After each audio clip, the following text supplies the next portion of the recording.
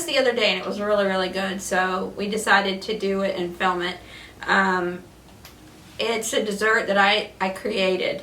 It is grape and apple cobbler. And I'm using scuppernong grapes and muscadine grapes and then yellow apples to do it.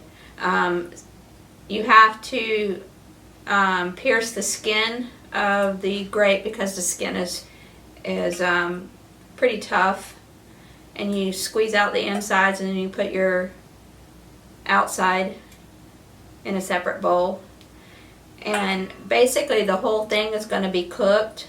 The insides will be cooked in a cheesecloth because it has a seed inside, so you don't want to keep it.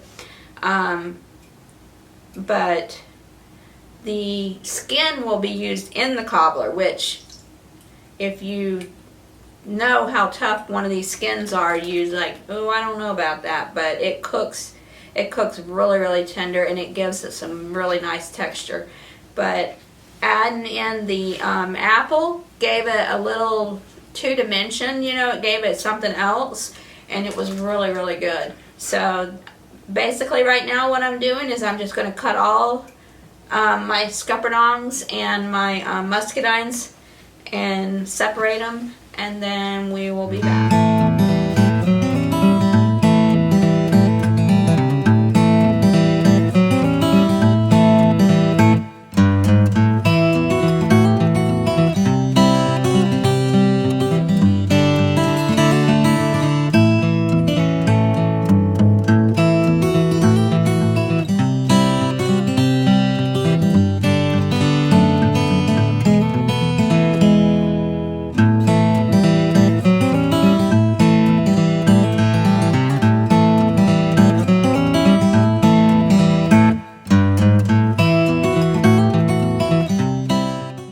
I've got the grapes separated from the skin.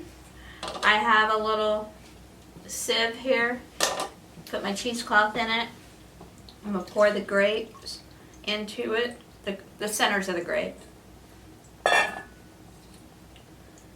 then we're going to tie it up.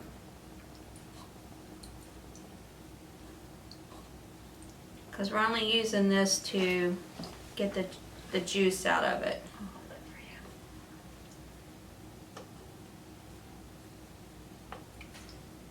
This is a two-hand process, guys. Or two-person, actually. Okay. Alright. I don't know if you can see or not, but just from that, you've already got liquid from the grapes in there. Alright, I'm pouring in my apples that we sliced up.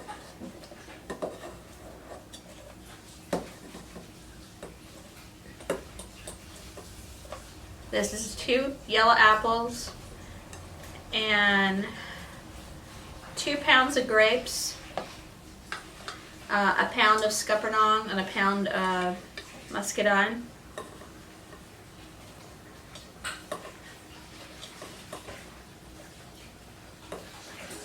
Alright, and these are the skins from the grapes. Those go in. And then fill it with water to cover the tops of them.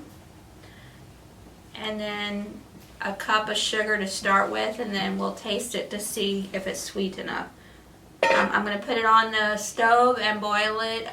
I think I boiled it the other day for like 20 minutes or so. And then I thickened it up with cornstarch and water.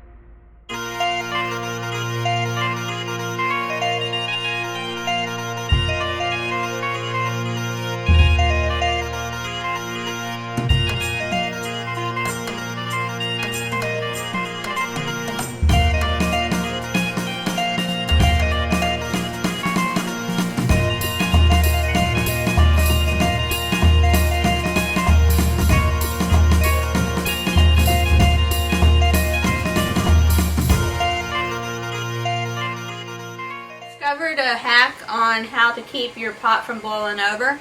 Every time I put my lid on, it always boils over.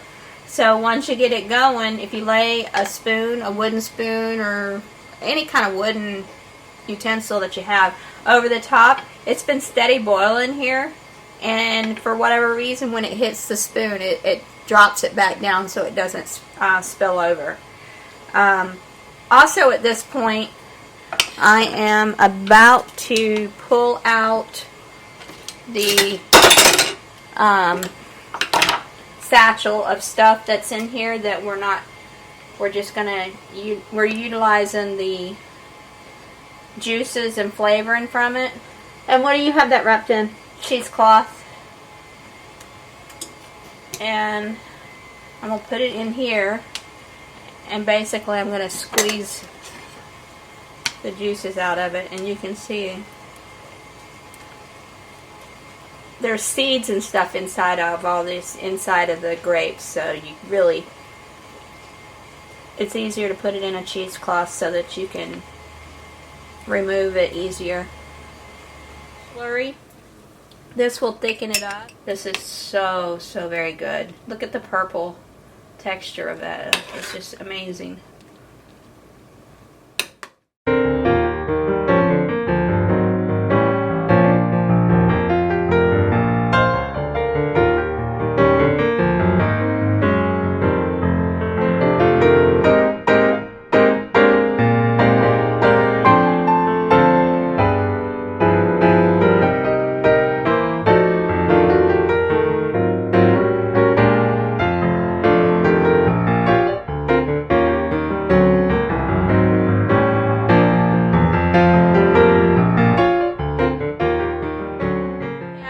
Cobbler right here. I'm going to make the topping for it, so I am putting in my flour, my oatmeal, my brown sugar,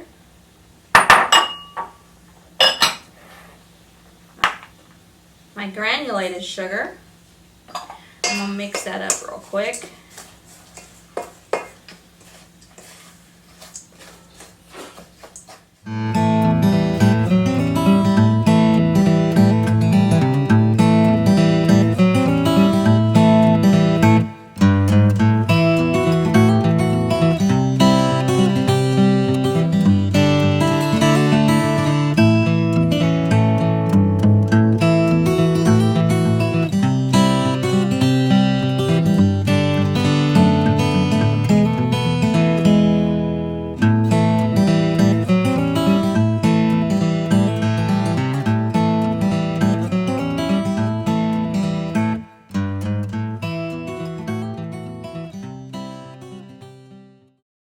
Okay, I'm going to add in my nutmeg and my cinnamon.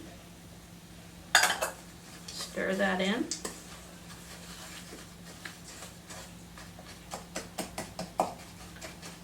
I'm telling you, if you like cobblers, which I'm partial to pies over cakes. I like cakes too, but I'm more partial to a pie. I'm a pie person, or cobbler. But if you like cobblers of any sort, you have to give this one a try. It is amazing. I can't tell you how good it is unless you try it. I don't know if in your neck of the woods, if you are able to get scuppernongs or muscadines. I can't tell you how a regular grape would be to do this with. A regular purple grape or green grape. It's probably worth a try, because it tastes like regular grape to me once you put it together. But I can tell you for a fact the scuppernong and the muscadines are wonderful done this way.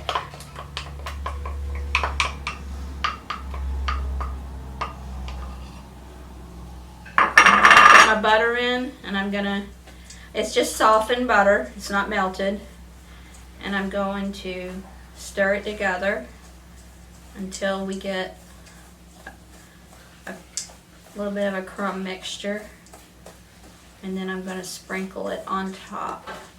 I may not need all of this, for the top of it. We'll use what we can.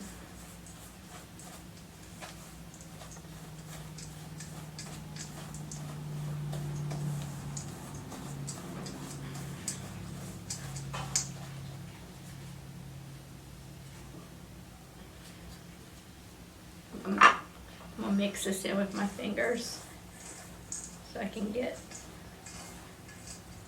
the feel of it. Make sure it's all mixed together.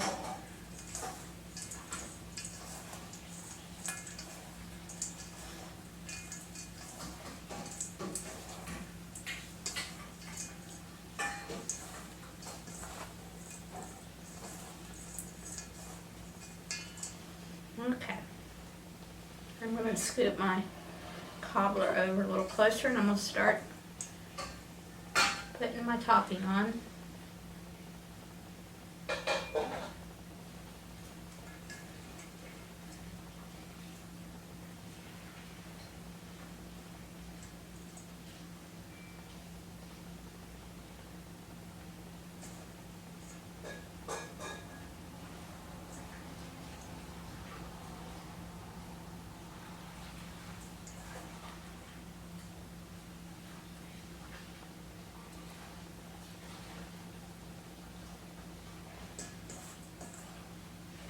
Use a little bit more, and I am going to have some left over.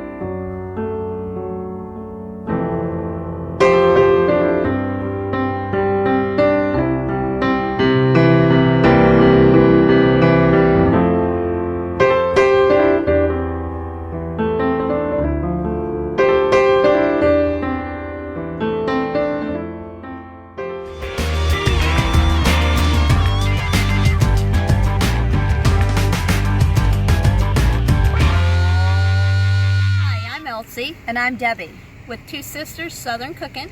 We thank you for visiting our page.